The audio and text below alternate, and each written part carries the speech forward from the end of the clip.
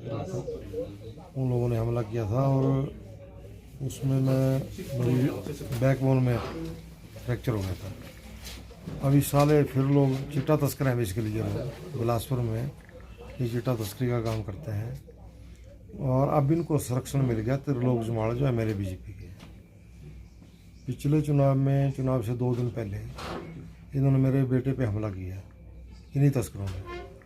और जो हरियाणा का था शूटर, उसने भी 23 फरवरी 2024 को उस शूटर ने और इन तस्करों ने फिर मेरे पर हमला किया, जबकि मेरी इनसे किसी को कोई लड़ाई नहीं है।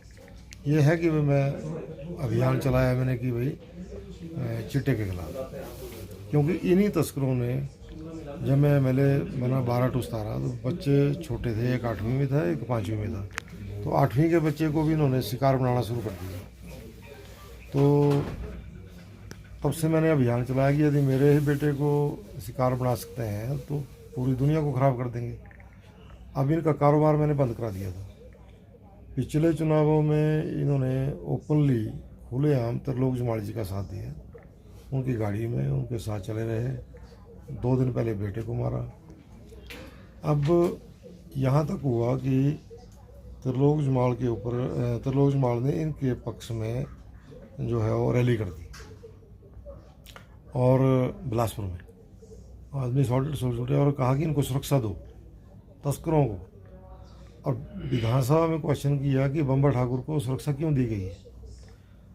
वो जमाल साहब ठीक राजनीति नहीं कर रहे हैं। अब वो मेरे को रास्ते से हटाना चाहते हैं, क्योंकि मेरी ऐसे कोई लड़ाई नहीं, विचारों की लड़ाई होनी चाहिए ना हमारी कोई। मतलब मैं कह रहा हूँ कि त्रिलोक जमाल जी उनको समर्थन ना दें तो ऐसी घटना करने का किसकी हिम्मत नहीं है। लेकिन आज हमारी सरकार है, हमारी सरकार के अंदर मेरे घर में आकर के आक्रमण हो गया। इनकी सरकार में तो सीधा मार देंगे, इनकी सरकार आती है तो मार देंगे।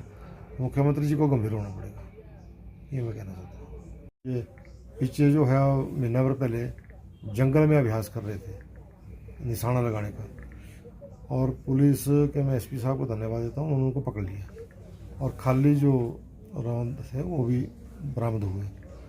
तो जो मेन तस्कर था उसको भी पकड़ लिया, गिरफ्तार कर लिया। हरियाणा का जो शूटर था वो अभी तक गिरफ्तार नहीं हुआ, वो भाग गया। भागने के बाद उसने हरियाणा में बैठ कर के जो है वो फिर प्लानिंग की, वो वहाँ से लोग भेजे हुए हैं तो जो कल आक्रमण किया उन्होंने। बट इनको राजनीतिक संरक्षण प्राप्त है जमाल साहब का और बीजेपी का। तो ऐसे में जो है मैं माननीय मुख्यमंत्री जी से ये कहूँगा कि मेरे घर में आकर के 25 राउंड वहाँ खाली मिल चुके हैं अभी तक। 25 गोलियाँ उन्होंने दागी है, तो भगवान का शुक्र है और हमारी जनता के हम आभारी हैं, उनकी दुआओं से मैं बच गया। ऐसा तो कभी भी किसी के साथ भी हो सकता है। तो ऐसे लोगों को मैंने रैली की थी पीछे की चिट्टा तस्करों की संपत्ति जब्त हो। कानून CM साहब ने बढ़ा दिया, बट बिलासपुर में जितनी बड़ी कोठी तस्कर की है उतनी मुख्यमंत्री जी की भी नहीं है। हम भी MLA रहे हैं, हमारे पास 95 से बिजनेस है गाड़ियों का, बसों का। हमारे पास भी नहीं है गाड़ी, ऐसी कोठी नहीं है, ऐसे वाहन नहीं है जो उनके पास है। तो ऐसे लोगों की संपत्ति कुर्क हो।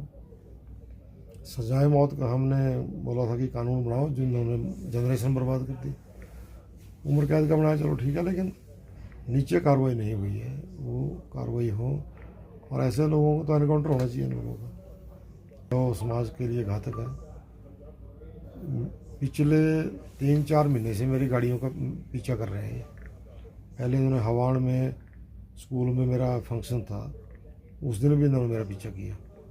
और जो जंगल में अभ्यास करा रहे थे जिस लड़के को, उसने ये माना कि मेरे को अभ्यास करा रहे थे कि बम्बर को गोली मारनी है। तो इतना सब कुछ होने के बावजूद अब मैंने लाइसेंस अप्लाई किया गन का, वो DC साहब ने और SP साहब ने रिकमेंड किया कि इनको थ्रेट है और इनका पीछा कर रहे हैं लोग, तो उनको दी जाए। अब सेक्रेटरी होम के पास पड़ी है वो महीने से फाइल, वो परमिशन नहीं दे पा रहे हैं। तो उनसे मेरा निवेदन है कि इसकी परमिशन दे। अब मेरे पास वो होता तो शायद बचाव हो जाता, लेकिन मुझे भी खतरा है, मेरे बच्चों को भी मारेंगे, पक्का करेंगे हमला दोबारा जी।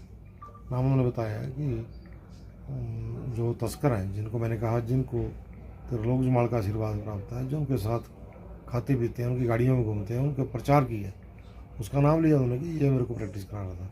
और वो लड़का अरेस्ट भी हुआ। उसके साथ जो हरियाणा का शूटर है वो भी नाम बचा था, लेकिन वो अरेस्ट नहीं हुआ अभी तक। अब गिरफ्तार नहीं हुआ, उससे पहले उसने ये अंजाम दिला दिया।